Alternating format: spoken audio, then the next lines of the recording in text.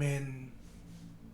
반갑습니다. 한명나 291 사무엘하 23장을 통하여서 하나님께서 주시는 지혜와 지식으로 말씀이 깨달아지고 깨달은 그 말씀을 가지고 삶을 사는 저와 여러분 되기를 간절히 소망드립니다.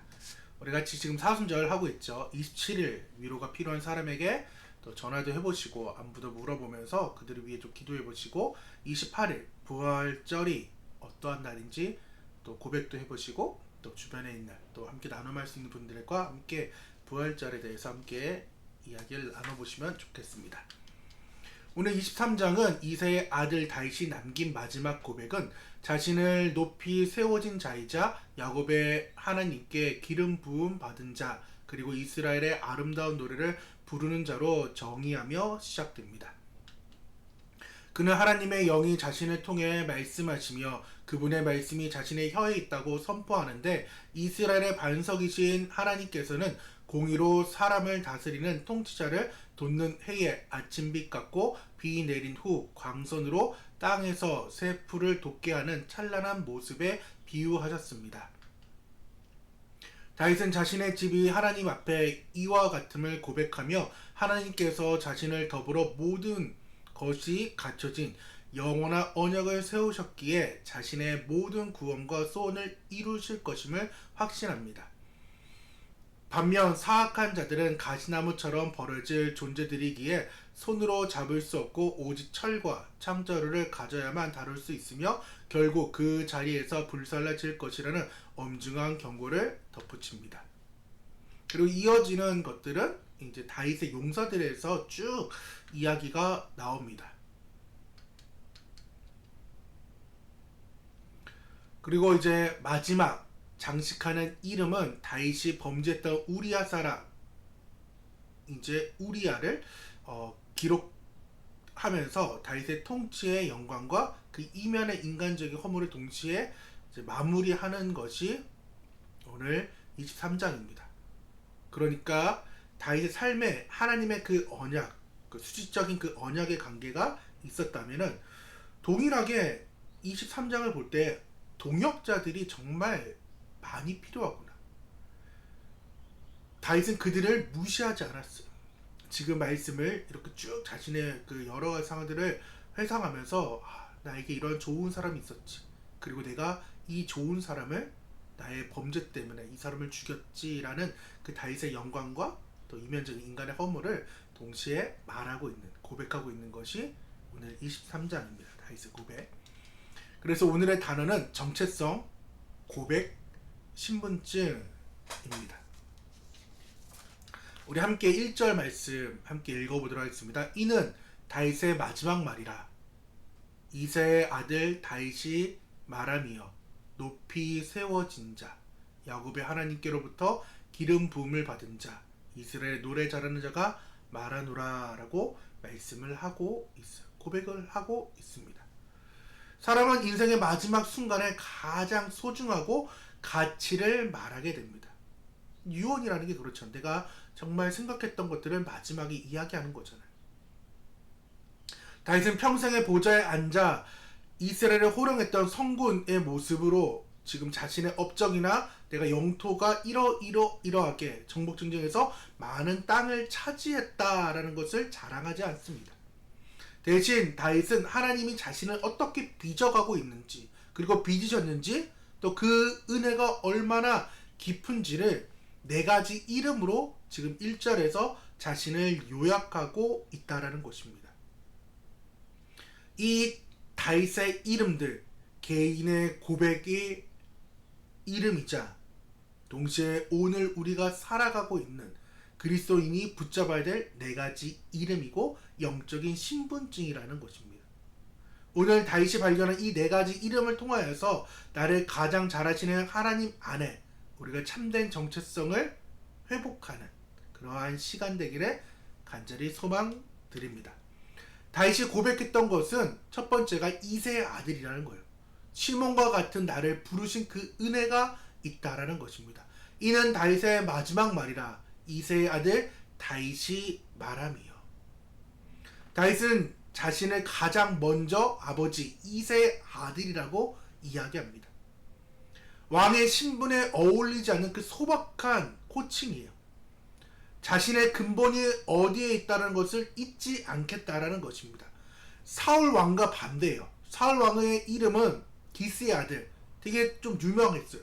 거기에 또 유력한 자가 사울이었지만은 이세 집안, 베들레헴에서 보잘것없는 집안이었으며 다윗은 사무엘이 찾아올 때도 이세가 부르지 않았던 8번째 아들이었어요. 즉 왕의 깜냥에도 들어가지 못한다고 이세는 생각했기에 다윗을 내버려 두었어요. 그래서 사무엘이 7명째 아들까지 다 형들을 보자 아닌데 또 다른 아들이 있냐고 물어볼 때 이세가 쭈뼛쭈뼛 하다가 이야기한 것이 다윗이었어요. 그만큼 아버지에게조차도 내세울 것 없는 사람이 바로 다윗이었다라는 것이죠. 이는 시몬과 같습니다. 22장에 우리 함께 나눴던 것처럼 시몬은 흔들리는 갈대였어요. 평범한 어부에 불과했어요. 그렇게 우리의 정체성, 우리의 이름은 하나님의 무조건적인 선택을 받은 자라는 거예요. 우리는 본래 흔들리는 갈대와 같은 시몬이었고 들판에 이름 없는 이세 그 아들, 즉 다윗의 삶이었어요. 그러나 하나님은 우리의 자금을 아시고 먼저 찾아오셨다라는 것입니다. 이 비천함을 깨달아야 돼요. 우리는 세상의 평화, 그 평강에 이 일비하지 않고 하나님의 그 전적인 은혜 안에 우리는 거해야 된다는 것입니다. 이세의 아들, 그리고 하나님의 그 무조건적인 선택받은 자, 갈대여도 괜찮아요. 들판에 이름 없는 자도 괜찮아요. 하지만 하나님이 우리를 무조건 선택했다는 그 은혜, 그게 우리의 정체성이라는 것입니다. 두 번째는 높이 세워진 자, 반석을 삶으로 인도하시는 그 주권이라는 거예요. 다윗은 지금 고백하는 거예요. 이는 다윗의 마지막 말이라. 높이 세워진 자라고 고백을 하는 거죠. 나의 현재 위치가 높이 세워진 자라고 이야기합니다. 이것은 인간의 야망이 아닌 하나님의 절대적 주권 아래 결정되는 선포예요. 높이 세워진 자는 수동태입니다. 내가 막 몸부림쳐가지고 올라간 것이 아니라 하나님이 저 멀리 있는 들판에 있는 시몬과 같은 우리를 하나님이 나를 붙잡아서 끌어다가 들어 올리셨다라는 그러한 뜻입니다. 그게 높이 세워진 자예요. 이 수동태의 의미가. 예수님께서는 갈대와 같은 그 시몬을 불러서 베드로라고 계속 이름을 불러주십니다. 교회의 기초로 세우셨습니다. 다윗 역시 광야의 밑바닥에서 보잘것없는 그였지만은 하나님을 통하여서 하나님께서 그를 세워주셨다라는 것입니다. 그렇기 때문에 우리의 두 번째 이름은 하나님의 주권적 손길로 세워진 반석이라는 거예요. 하나님은 우리를 시몬의 상태에서 머물게 하지 않으시고 성도의 견인을 통해 굳건한 반석 위로 이끌고 계시다라는 것이에요. 이 성도의 견인이 무엇이냐면은 내가 스스로 하나님께 가려고 하면은 못 가요. 그래서 손을 이렇게 붙잡고 있을 때 계속해서 손이 저거 지금 땀이 좀 났는데 미끌려요. 그럼 계속해서 손이 이제 빠지는 거죠.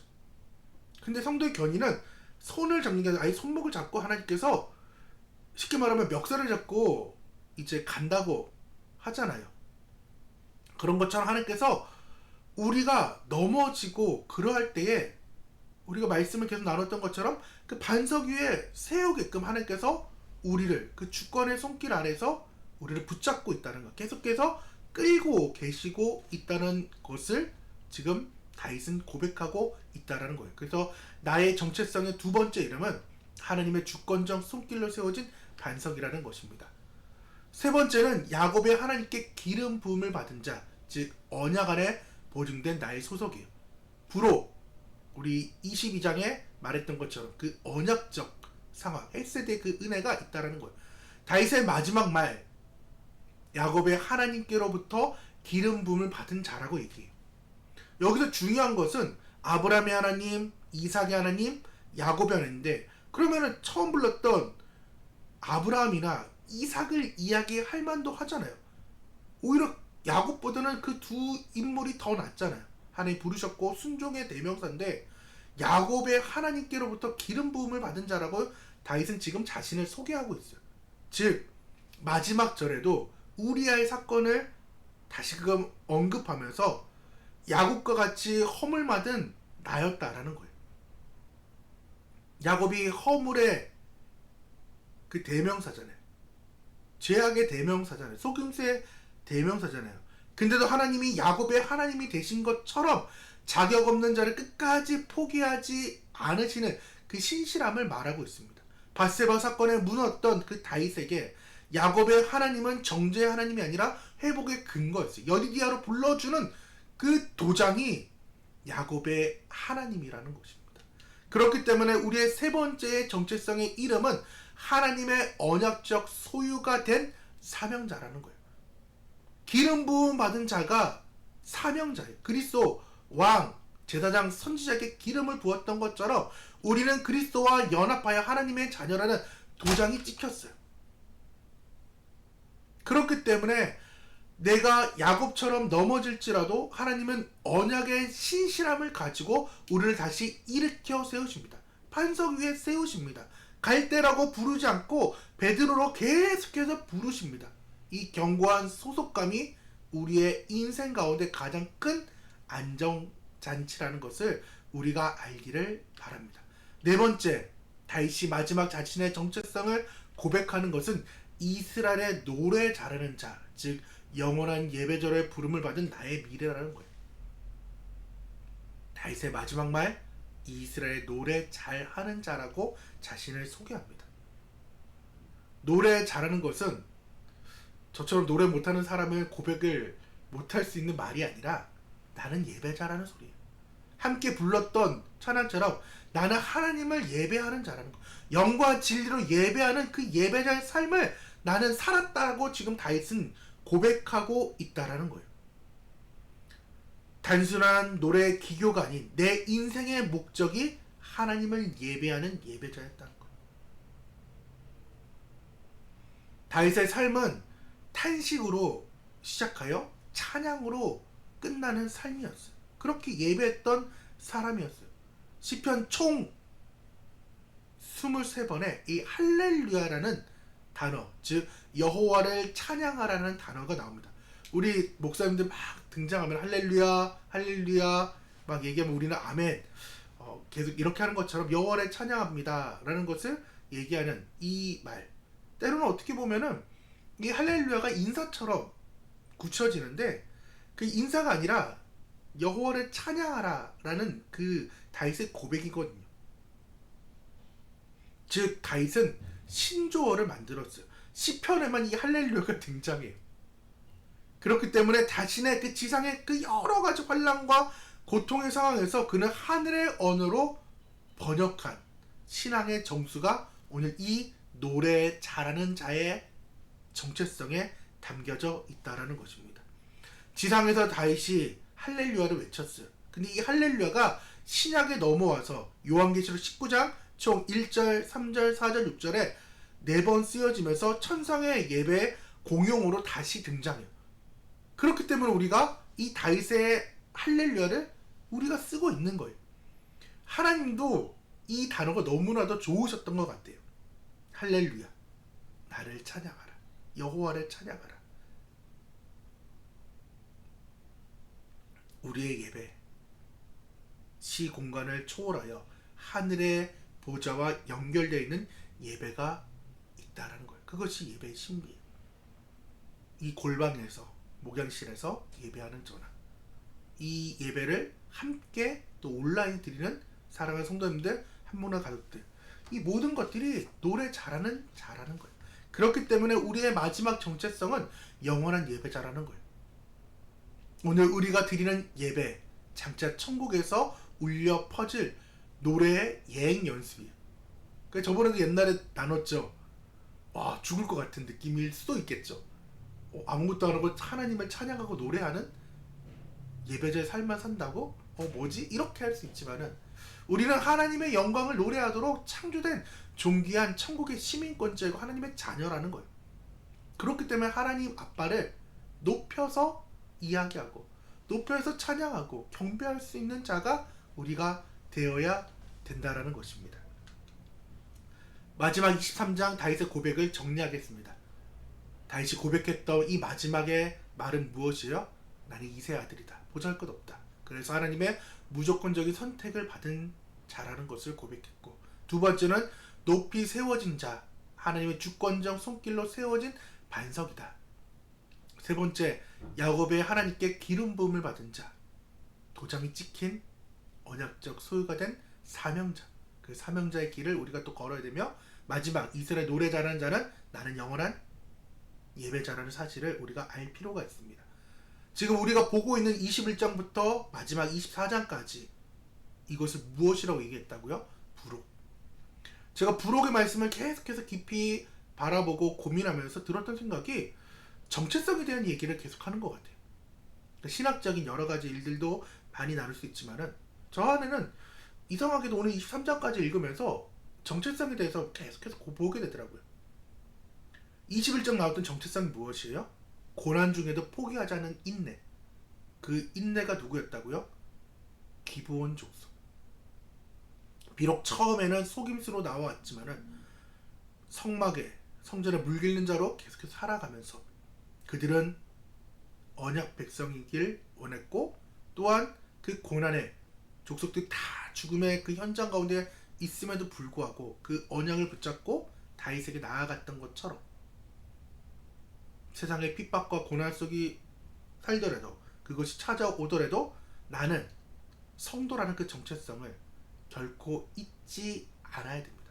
그것이 지금 21장 기브온 족속이 주는 영성인 거죠.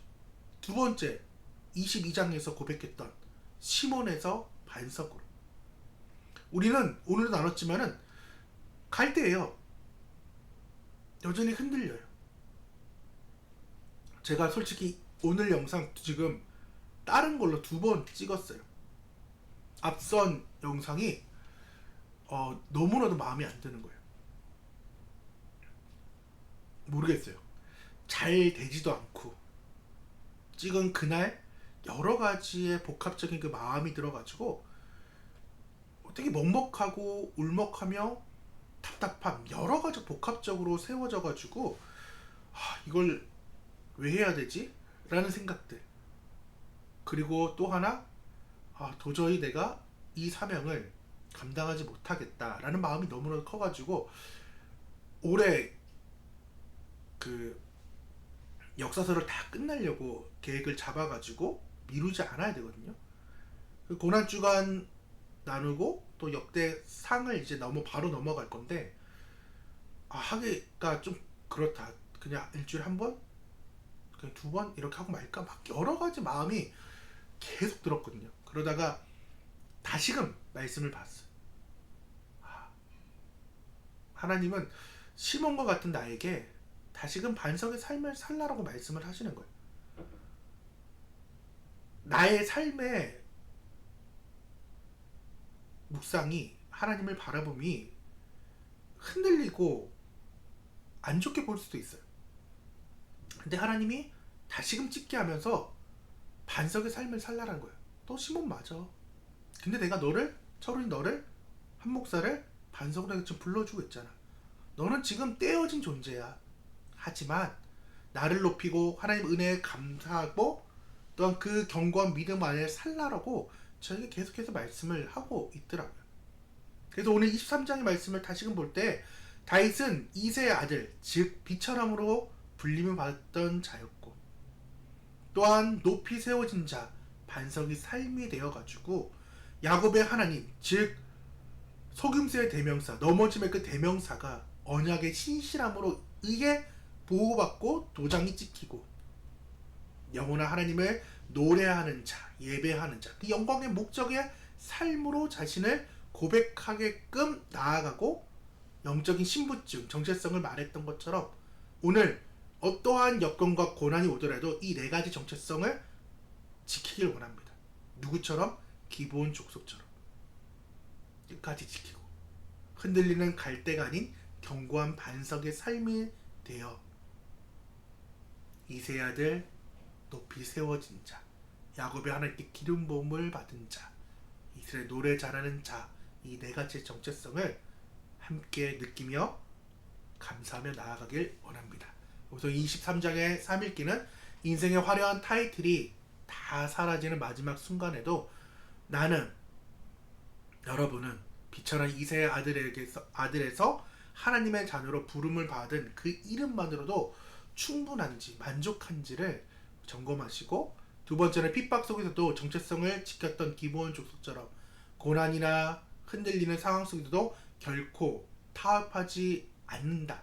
그리고 또 포기할 수 없는 예배자의 삶을 살겠다라는 그 고백과 결단이 있기를 바랍니다. 우리 함께 기도하며 나아가도록 하겠습니다. 하나님 감사드립니다. 오늘 23장의 말씀을 바라봅니다. 다윗의 마지막 고백을 통해 우리가 누구인지, 하나님께서 우리를 어떻게 빚어오셨는지를 깊이 묵상하게 하시니 감사드립니다. 이 기도가 단순히 입술의 고백이 아니라 우리의 고백이 되어서 우리의 삶을 지탱하는 영적 신분증이 되게 하여 주옵소서. 주여, 우리를 이새의 아들에서 불러주심을 감사합니다. 또한 우리를 높이 세우시는 그 주님의 손길을 신뢰합니다. 야곱의 하나님께 속한 그 사명자의 삶을 살게 하여 주시고 우리를 영원한 예배자의